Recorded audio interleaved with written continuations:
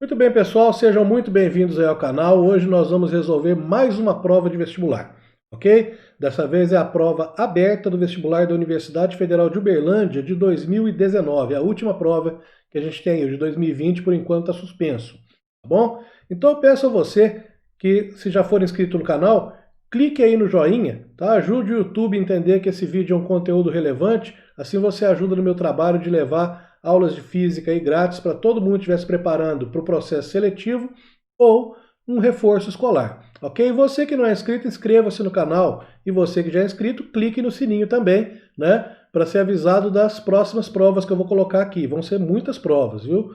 Provas de concurso, provas de vestibular, tá? E compartilhe esse vídeo, você vai ajudar o canal a crescer, vai ajudar outras pessoas aí que estejam precisando ou que podem ser beneficiadas por esse conteúdo, tá bom?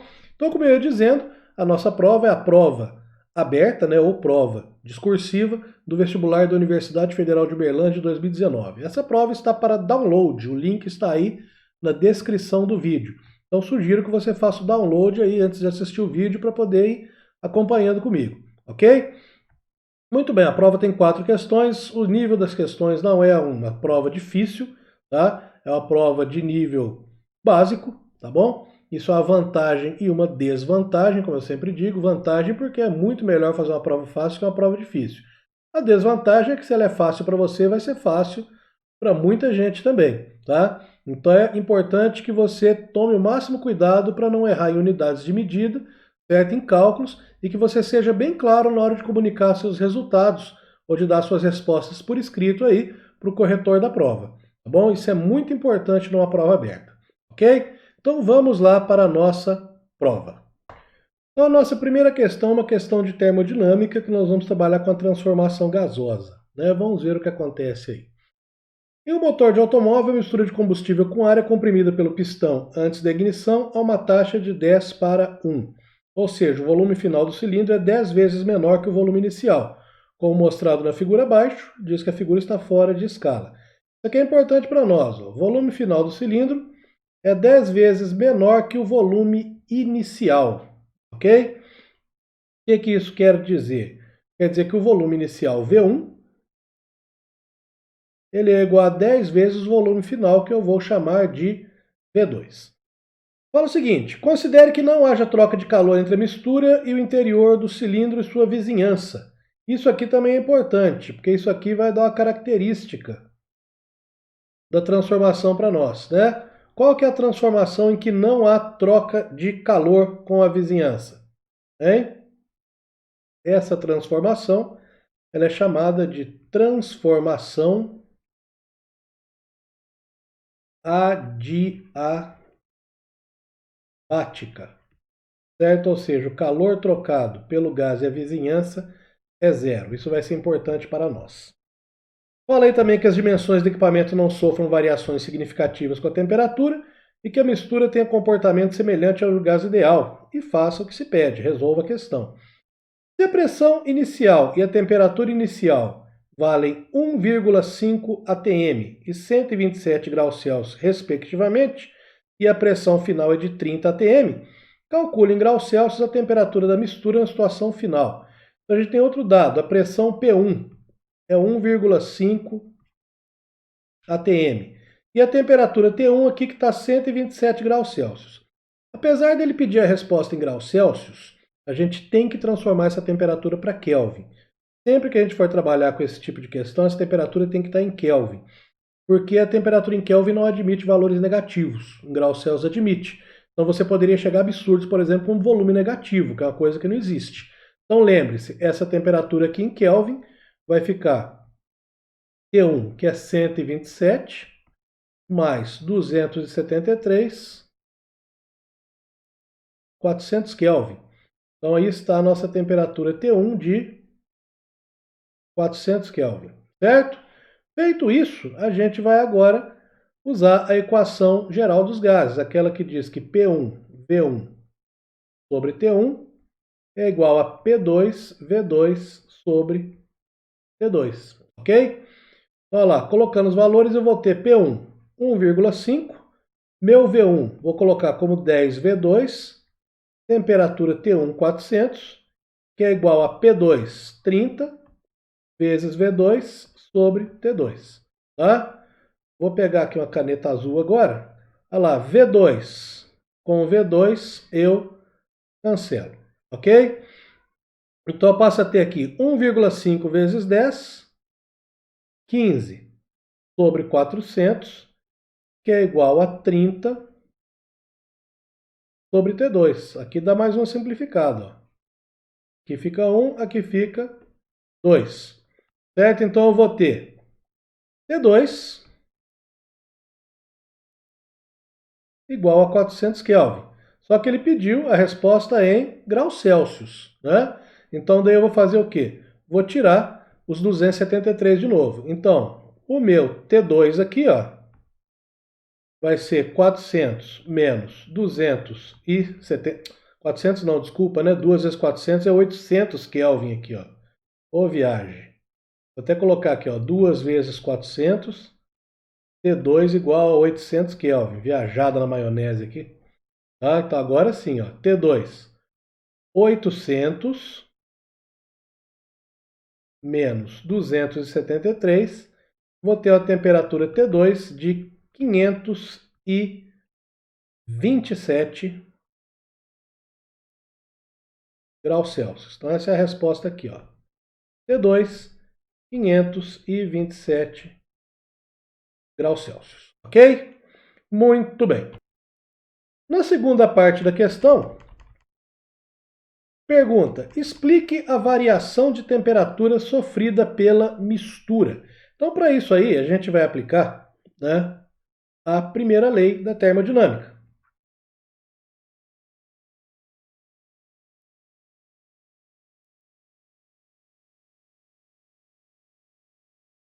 Certo? A primeira lei da termodinâmica, ela me diz que a variação da energia interna, ΔU, ela é igual ao calor trocado menos o trabalho realizado. Certo? Então, o que acontece? No nosso caso aqui, como eu já disse, a gente tinha uma transformação adiabática, tá? Que diz que a quantidade de calor trocado com o ambiente foi zero, certo?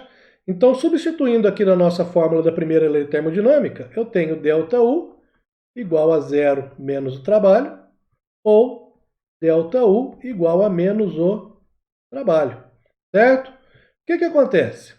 Esse gás ele sofreu uma compressão, houve um trabalho negativo sobre ela. Então a gente teve aqui, ó, né? Colocar aqui observação. Como foi uma compressão, a gente tem que o trabalho foi menor que zero. Foi um trabalho realizado sobre o gás. Certo? Então a gente vai ter um trabalho negativo com um sinal de menos aqui na frente. A gente conclui que o nosso ΔU foi positivo. Então houve um aumento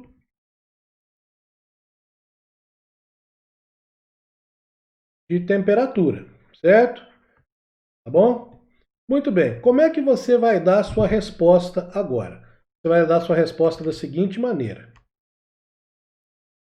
Isso é o que você escreveria, uma das maneiras de escrever, tá? Então, olha lá, ó. Sua resposta, vou até colocar entre aspas, porque ela é sua, não é minha. Em uma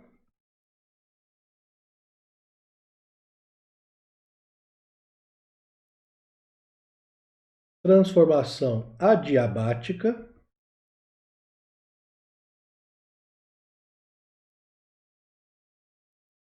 não há troca de calor entre o gás e sua vizinhança.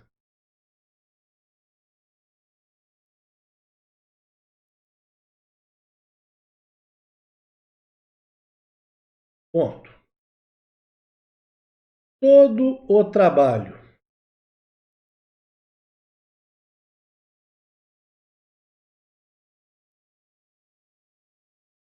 realizado na compressão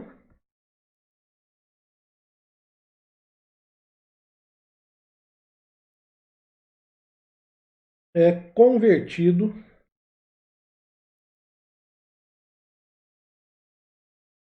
em aumento de energia interna, vírgula, o que leva a aumento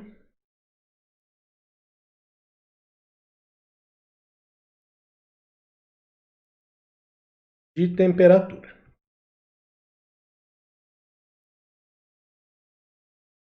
Certo? Então essa é a maneira de você, uma das maneiras de você responder a questão da letra B. Bom, você poderia responder também por demonstrações com formulinhas, igual eu comecei a fazer no início ali explicando por que houve o aumento da temperatura. Mas eu acho mais viável você responder por extenso mesmo, tá? A chance de você cometer erros de cálculo é menor. E nessas questões o que acontece? Você é penalizado em erros de cálculo, tá? Então, nos critérios de correção da prova, você tem lá uma penalização por erros de cálculo, erros de unidade de medida e etc. Ok? Muito bem, vamos à segunda questão. Segunda questão é a questão de eletricidade, envolve aí potencial elétrico e trabalho da força elétrica. Ok? Então vamos lá. Os raios-x compreendem uma faixa do espectro de radiação eletromagnética de alta frequência e comprimentos de onda que variam de 1 picômetro, 10 a menos 12 metros, até 1 nanômetro, que são 10 a menos 9 metros. Um esquema simplificado de aparelho de raios-x está indicado na figura abaixo. Nele, elétrons são acelerados por meio de uma alta diferença de potencial a partir de um cátodo constituído de um filamento metálico aquecido por corrente elétrica em direção ao ânodo, que é constituído por um sólido maciço. Quando os elétrons colidem com o ânodo e sua velocidade se reduz drasticamente, ocorre a produção de raios-x. Então aí você tem o esquema, né, simplificado do aparelho de raio-x. Os elétrons então são acelerados daqui para lá, tá? Ou seja, a força elétrica então atua nessa direção aqui. Consequentemente, a aceleração também vai atuar nessa direção aí, tá? Aí você tem a fonte de tensão para aquecimento, o cátodo, que é esse filamento aqui, tá? O ânodo, que é esse sólido onde os elétrons batem, né? E reduzem sua velocidade drasticamente. Com essa redução de velocidade é emitida aí uma radiação eletromagnética, que é o raio-x. E você tem aqui uma fonte de tensão ou uma fonte de diferença de potencial para produzir um campo elétrico que não é citado aí. Bom, na letra A está perguntando. Deixa eu dar uma ampliada aqui para ver se melhora a letra. Na letra A está perguntando. Supondo que a diferença de... Ó, estou apertando uns botões aqui que não tem nada a ver. Supondo que a diferença de potencial entre o ânodo e o cátodo é de 30 mil volts, desprezando as dissipações e a velocidade inicial dos elétrons, qual é a energia elétrica, qual é a energia cinética que os elétrons irão colidir com o ânodo? A carga do elétron em módulo é 1,6 vezes 10 a menos 19. Bom, o que vai acontecer? Pediu para desprezar a velocidade inicial dos elétrons. Então a gente vai considerar que existe uma energia cinética inicial igual a zero. Tá? A gente quer saber a energia cinética final. Bom, a gente vai lembrar que trabalho é variação da energia cinética. Certo? E que o trabalho da força elétrica ele é o valor da carga multiplicado pela diferença de potencial. Bom, então lá, a minha energia cinética final menos a energia cinética inicial vão ser igual a carga multiplicada pela diferença de potencial. A energia cinética final é o que eu quero descobrir. A inicial é zero. Carga elétrica, 1,6 vezes 10 a menos 19. Certo? Esse 30 mil volts aqui, ó, vou pôr na forma de potência de 10. 30 vezes 10 a 4 volts. 30 não, 3. É igual a 3 vezes 10 a 4. Ok? Minha energia cinética final, então, ela vai ser 1,6 vezes 3, 4,8. 10 a menos 19 vezes 10 a 4, 10 a menos 15 joules. Então, isso aí é a resposta da letra A. Energia cinética igual 4,8 vezes 10 a menos 15 joules. Ok? Muito bem. Letra B. Os raios-x são de grande importância para a humanidade, apesar de serem classificados como radiações ionizantes. Cite e explique um exemplo de uso do raio-x e um possível efeito negativo do seu uso. Então, o efeito mais comum que a gente tem para o raio-x, né, é a utilização, ou melhor, né, vamos colocar aqui o uso, né, fala, citar que é o uso. Os raios-x são utilizados em exames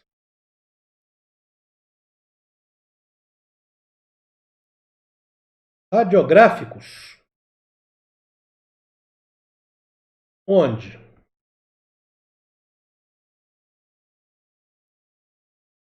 graças à sua alta energia,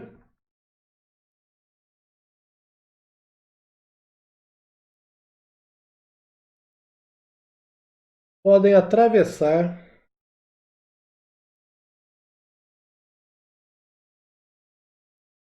tecidos moles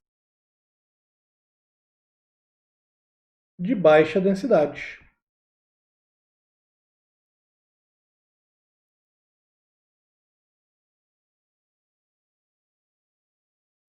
Como efeito negativo,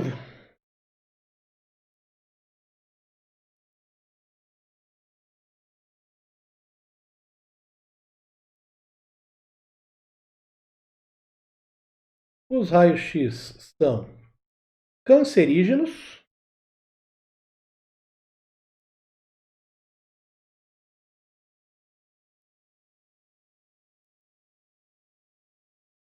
e podem provocar mutações genéticas.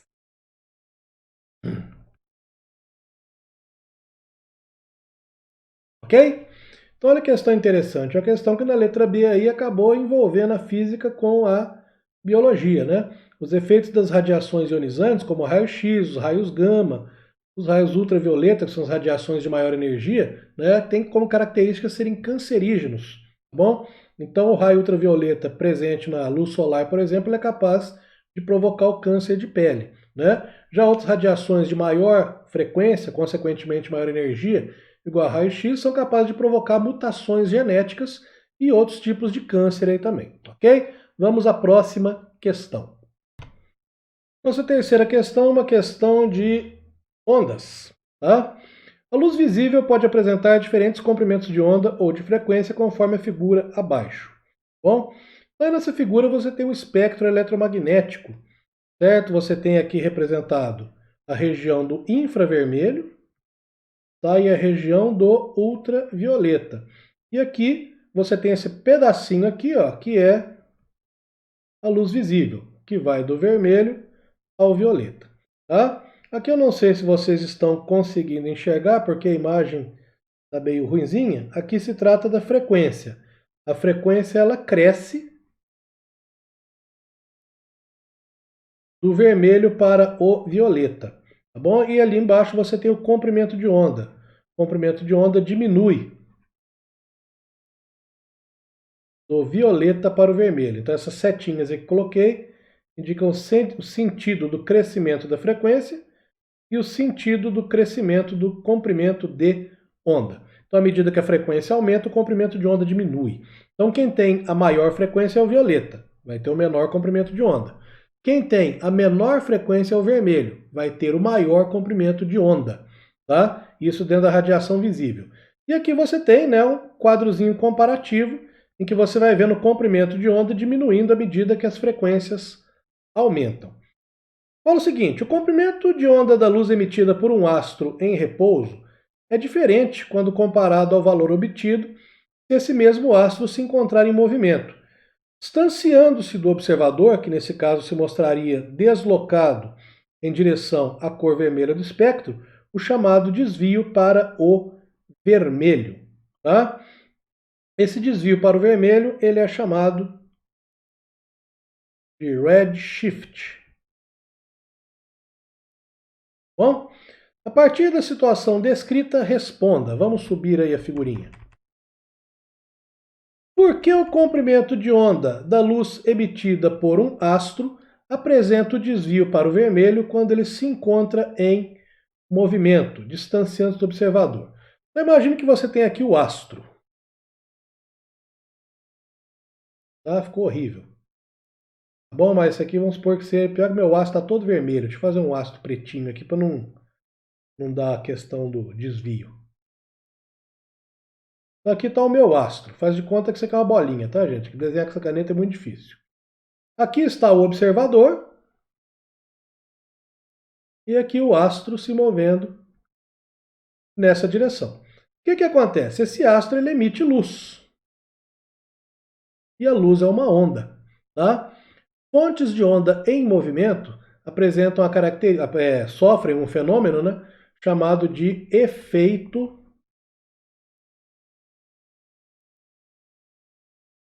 Doppler. Certo? Então, qualquer fonte de onda que esteja em movimento, né, em relação a um observador, ela pode sofrer desse efeito Doppler. O que é o efeito Doppler? O efeito Doppler faz com que o observador perceba uma frequência aparente maior ou menor do que a frequência emitida pela fonte. Tá? Se essa fonte se afasta do observador, o observador recebe uma frequência aparente menor que a real. Se essa fonte se aproxima do observador, ele recebe uma frequência aparente maior que a real. Isso é muito comum, né, da gente ver em cidades grandes aí, quando você vê um carro com a sirene acionada. À medida que essa sirene se aproxima de você, né, você percebe um som de uma frequência muito mais alta do que quando essa sirene se afasta. Com a luz acontece a mesma coisa. Só que você percebe o quê? Uma mudança na coloração da luz que você recebe. No caso do astro, quando ele está se afastando, esse observador ele vai receber uma frequência aparente menor que a frequência real. Tá? Ou seja, a frequência que ele vai receber, ela tende para o vermelho. Então sofre o desvio para o vermelho. Tá bom? Então a letra A pergunta: por que o comprimento de onda da luz emitida por um astro apresenta o desvio para o vermelho quando ele se encontra em movimento, distanciando-se do observador? Então a gente vai escrever aqui, ó. Vamos ver se vai caber. Graças ao efeito Doppler,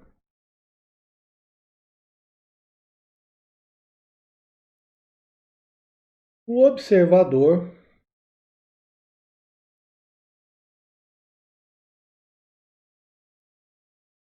percebe uma frequência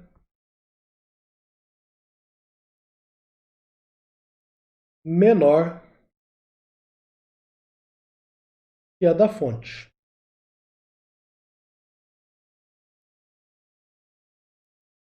Tá? Vou apagar o que eu coloquei aqui do lado aqui só para ter mais espaço para colocar a resposta.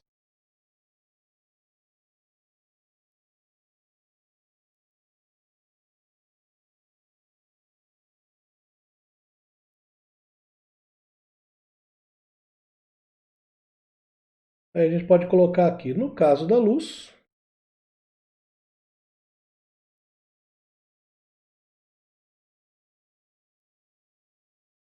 as frequências diminuem, diminuem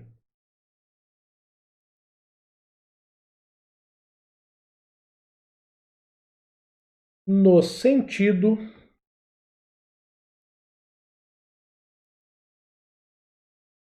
do vermelho, tá? Que causa o chamado redshift. Ok? Muito bem. Pergunta: se esse astro está a 1.200 anos-luz de nós, em que ano a luz que vemos hoje, em 2019, na Terra, partiu dele? Justifique sua resposta. Bom, o que é um ano-luz? Um ano-luz é uma medida de distância, uma medida de comprimento.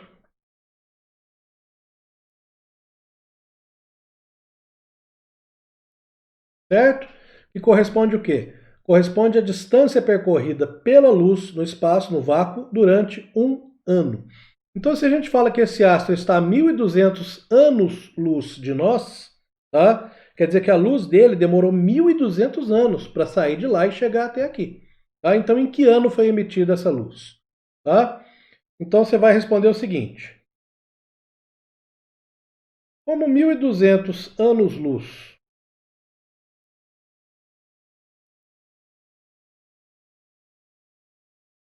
significam a distância percorrida pela luz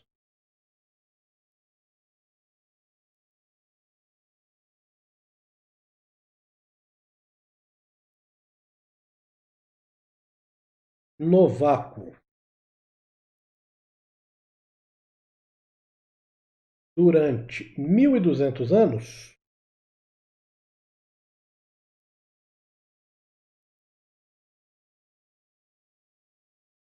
a luz do astro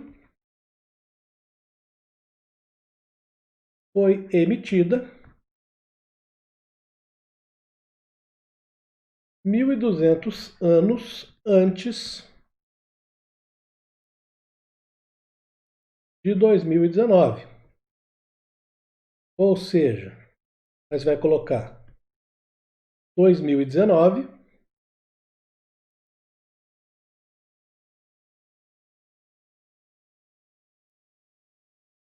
menos 1.200, 2019, tá? Ou seja, a luz do astro partiu de lá, partiu do astro, no ano de 819, tá? Então imagine que essa luz demorou 1.200 anos para ser vista aqui hoje.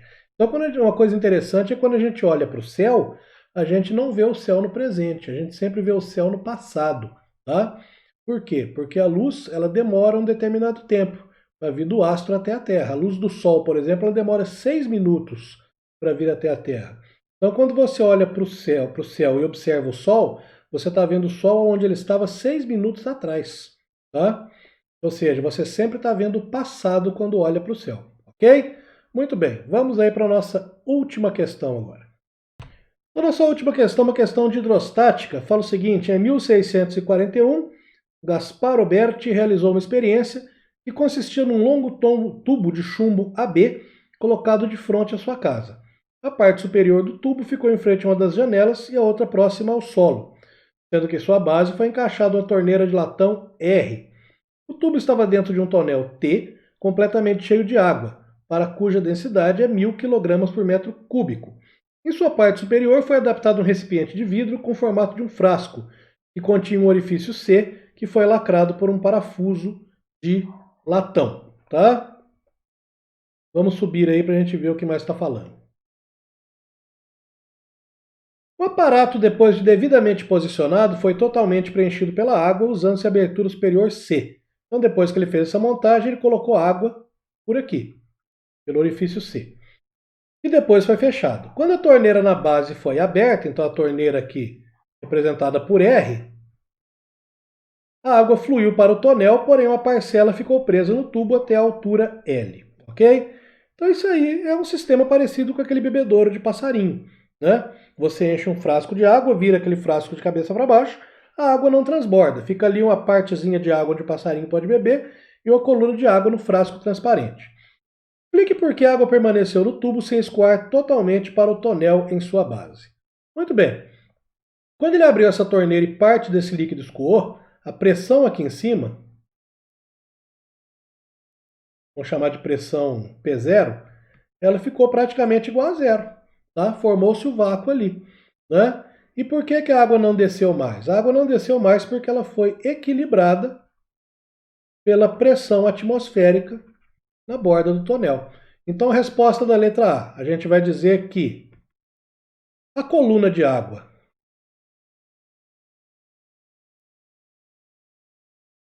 L foi, ou melhor, né? Vou escrever bonitinho. A pressão da coluna de água L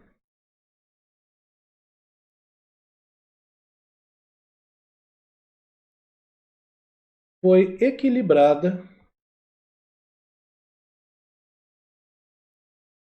pela pressão atmosférica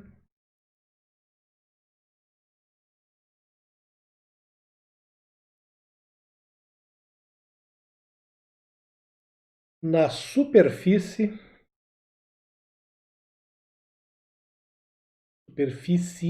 não é superfície, superfície da água no tonel T, ficando assim o sistema equilibrado. Ok? Então é a mesma coisa que acontece no bebedouro do passarinho, tá? Ou seja, a água não transborda porque aquela colunazinha de água dentro do bebedouro é equilibrada pela pressão atmosférica, que comprime ali, né, a superfície do líquido e não deixa aquele líquido transbordar, ok? Vamos ver a letra B. Letra B tem um cálculozinho, né? Fala o seguinte: considerando que o referido experimento foi feito a nível do mar, com pressão atmosférica de 1 vezes 10 a 5 Pascal e num local com gravidade de 10 metros por segundo, qual a altura da coluna de água que permanece no tubo? Desconsidere a parte do tubo submersa na água do tonel. Ok? Muito bem.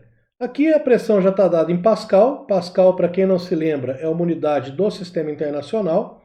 Tá? O Pascal ele é a mesma coisa de Newton por metro quadrado. Então, para lembrar vocês aí. Então, está tudo no Sistema Internacional, está tranquilo.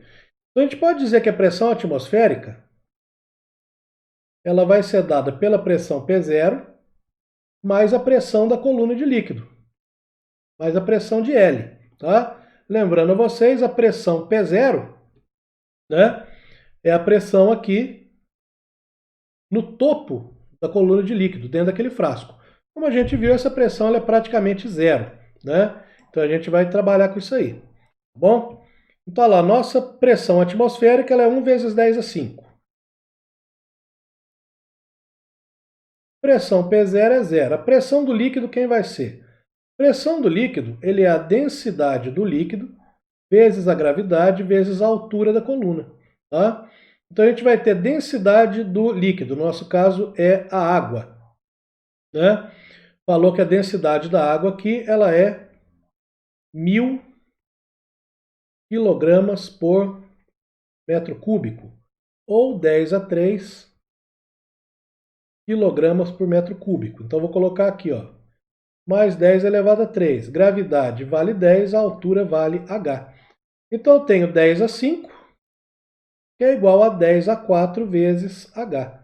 Você não precisa fazer nenhum cálculo complicado para descobrir que a altura dessa coluna vai ser 10 a 5 dividido por 10 a 4, que é 10 metros. Tá? Ou seja, de fato, a altura da coluna de água que equilibra a pressão atmosférica é 10 metros. Né? Basta você lembrar que se você vai mergulhar no oceano, por exemplo, né, a cada 10 metros que você mergulha ali dentro da água do mar, você tem um aumento de uma pressão atmosférica sobre você, tá? Graças a isso aí, a densidade da água. Ok? Muito bem. Eu espero que vocês tenham entendido tudo, tá? Espero que vocês tenham gostado dessa resolução, certo? Não esqueçam de baixar a prova que eu vou deixar aí no link, tá? Dúvidas, vocês por favor deixem aí no canal, tá? Deixem nos comentários, aproveite que o canal está pequeno, eu consigo responder todo mundo. E se você tiver uma sugestão de alguma outra prova que você queira que seja resolvida aqui no canal, deixe aí nos comentários também, tá? Resolvo-a com o maior prazer, ok? Não esqueça de deixar sua curtidinha no vídeo, não esqueça de se inscrever no canal e compartilhar esse vídeo. Ajude o canal a crescer, tá? Você vai me ajudar bastante com isso aí, ok? Então muito obrigado aí e até a próxima. Tchau, tchau.